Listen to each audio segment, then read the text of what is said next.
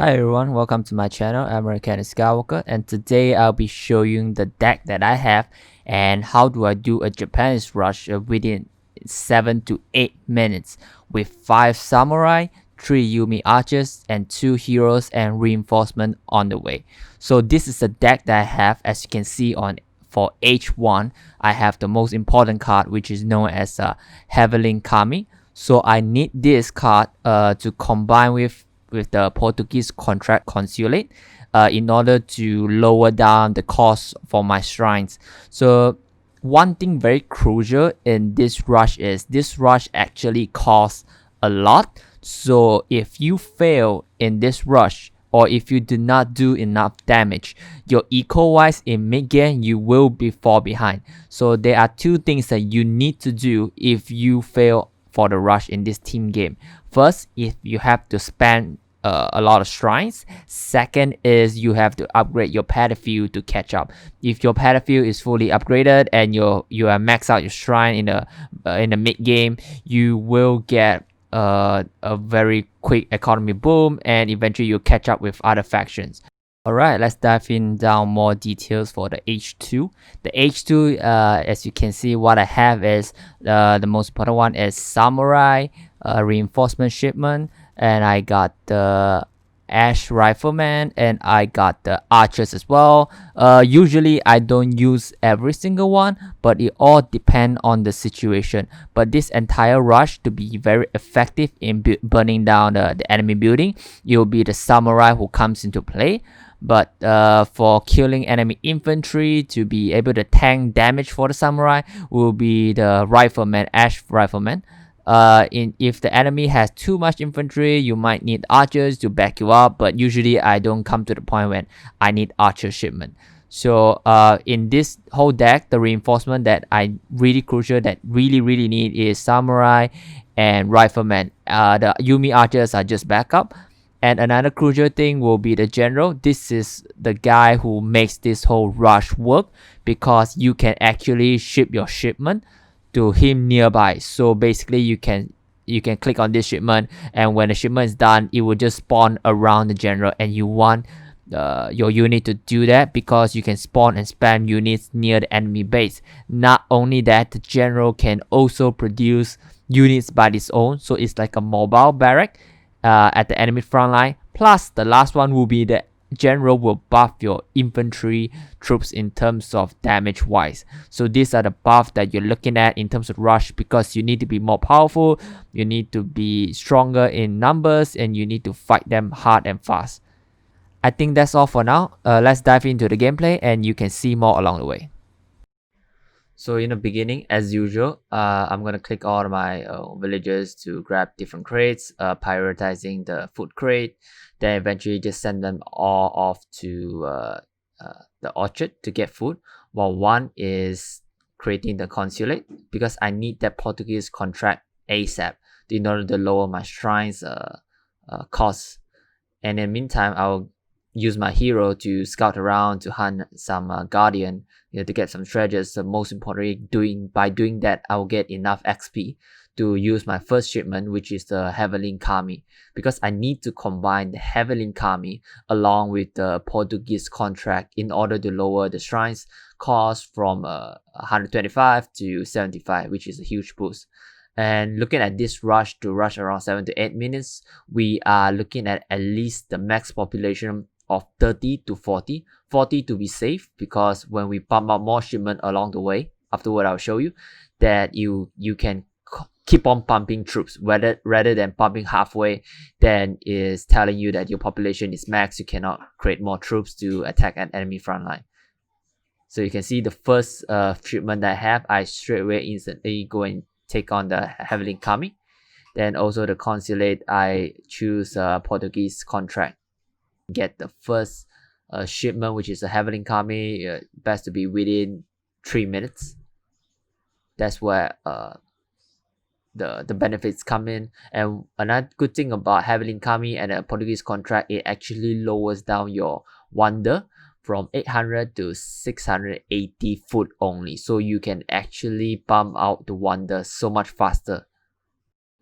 So during the transition age, I will usually put 2 to build up the wonders, while around 4 for food, 1 for wood, and 2 for gold. The reason why I still put 1 workers for wood, because I need to pump out the shrines during the rush, or after the rush I need to catch up with my eco, and I need shrines to help me a lot on that. And for the food, I always put more, because in terms of for food, it's very important to pump the samurai, and also to tech up later on, because in terms of teching up, food will cost around 1,002 if I'm not mistaken, and gold is 1,000, so we will need more food. And in terms of spending wise, we need to spend workers, we need to spend samurai, so food will be a lot lesser. So I'll always have more workers to pump out the food. But of course, it all depends on the situation. You can also put a balance between numbers of workers for food and the numbers of workers for gold. It all depends on you. But most importantly, your food and gold, especially your food, should be around at least 500 to 600 during the before the rush, so that you can pump up at least 5 samurai to help you out with the rush. So in this whole rush, the combination that I have is actually consists of 5 samurai, 3 Yumi archers, 2 heroes. So if in order for me to get more troops along the way, I will use Shipment, because I have, as you can see from the previously from the cards that I can pump up the rifleman, I can pump up more coin more shipment from samurai. And the best thing about Japan is their general. Your shipment can spawn around the general, so I can literally spawn troops near the enemy base. As you can see now, right now I'm deciding whether to choose the rifleman or the samurai in order to pump up as a shipment at the enemy front line. So the rush is almost 7 minutes, it's almost 8 minutes is about to start, so I'll be moving my troops there. Another thing I forgot to mention is the wonder that I choose is always Golden Pavilion, because Golden Pavilion can give you 3 Yumi archers unit. That's one thing. And the other thing is Golden Pavilion can buff up your troops depending on what kind of buff you want. I usually go for hit points increasement, so I want to increase the hit point of my unit so that they can last longer in the battlefield. So right now I can see the first shipment of rifleman is already here. I'll usually group the Yumi and the rifleman and my hero in the same group too. So because they will be the first one who charge into the battlefield. What is the use of samurai here in this whole rush is samurai is very good against cavalry and building, but it's not that good against enemy range unit. So I always protect my samurai. So I'll always send my group 2, which is my rifleman and my archers, into the battlefield to get the first hit, and hopefully enemy won't realize it and start hitting them instead of the samurai first. Then my hero general, of course, he is the most important in this entire rush, because if he dies, I cannot receive shipment and spawn at the enemy side. So letting him letting the group 2 to tank the first hit while shooting as many workers as I can and start burning the enemy town hall.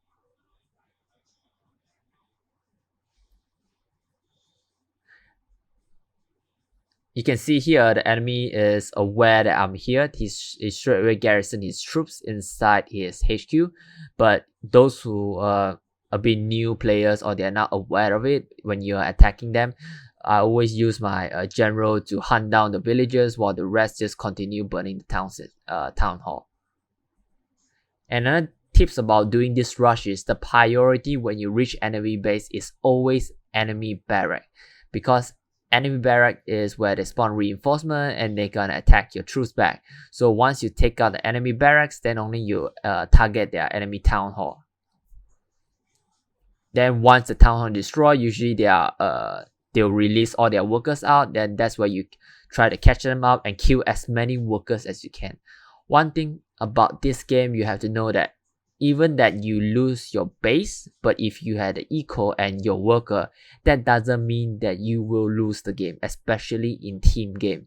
You can still come back. So that's where enemies like me who rush a lot, we had to keep on applying the pressure so that the enemy that we rush beforehand cannot build up and will always stuck at the same edge. And another funny thing is, in this rush, I'm rushing him and he's rushing me as well. But the troop that he sent is not very that powerful, so I'm not very worried about it. I just call in my Minuteman just to tank a few shots, kill more of his troops. Then eventually I just leave it there because they are not very that high potential threat. So if he ever goes near to my workers, I will just hide them in HQ. But if it's not, I just go back out to continue my eco. Then in this rush, for the shipment wise, there's quite a few options that you can have. Like the one I choose right now is Rifleman, so that I can tank more shots in a battlefield.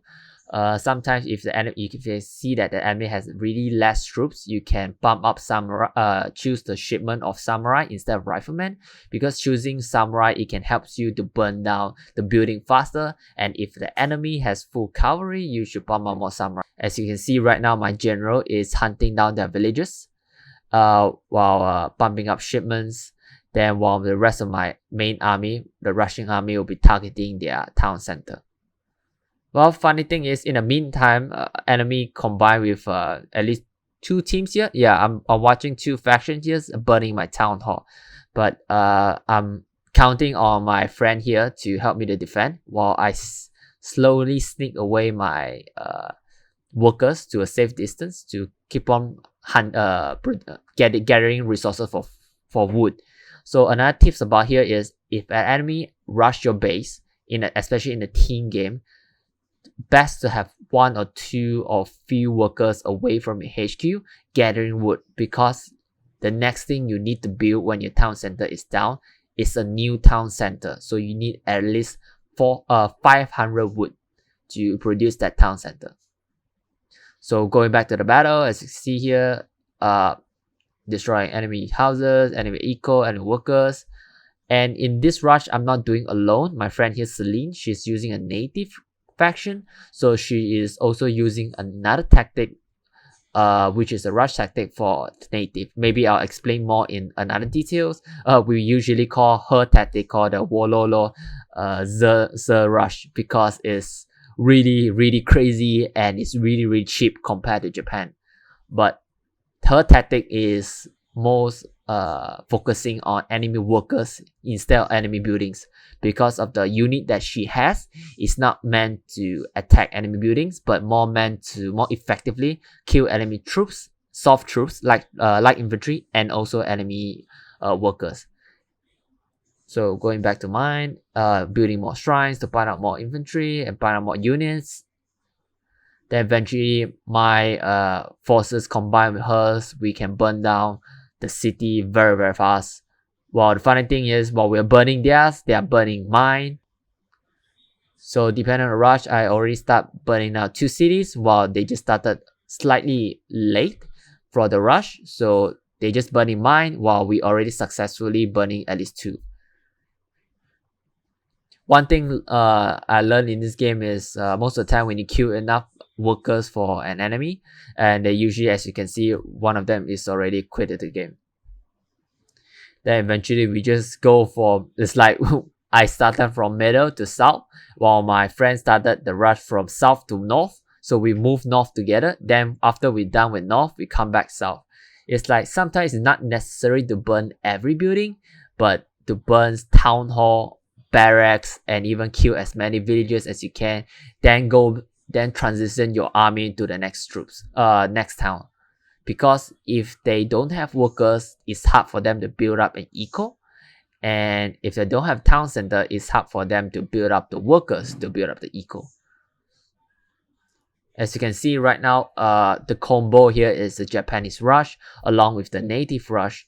So like I said before, I'll explain more about my Celine's friend's rush strategy there in another details. But in terms of combination of our rush together as a Japanese and a native is quite crucial, especially if we are attacking the main force, the main defending army of the enemy. It will be best that as a Japanese player, we put our troops behind this native player, because I don't know about other tactics that we talk about, but as for this one, my friend Celine, the rush that she's doing is using scout spam. So using scout spam is very cheap and costs very little wood, and she can constantly pump that out. But compared to the Japanese uh, infantry and the rush that I have is quite expensive, so I always put my troops behind hers so that when the enemy attack hers, well, then my troops will be safe to shoot from a distance. Then in that way it will be more efficient. I don't need to pump up super maximum numbers of infantry, and I can continue my eco at the same time rushing the enemy. So as you can see right now it's GG. Well, if you like this content, do let me know. I will produce more about this full gameplay, the details, guiding you guys step by step, what decks I'm using, what strategies I'm using, and how do I do combo strategy with my teammate here. I personally, I do play a lot of RTS like Starcraft, Iron Harvest, a lot of Company Heroes, this kind of thing, and I really love RTS games. So I will be continue producing this kind of content in my channel. So do support my channel by giving a comment, maybe share with me what do you think about this tactic and how to counter it, and do give a like to the video and share with your friends. I'll see you next time.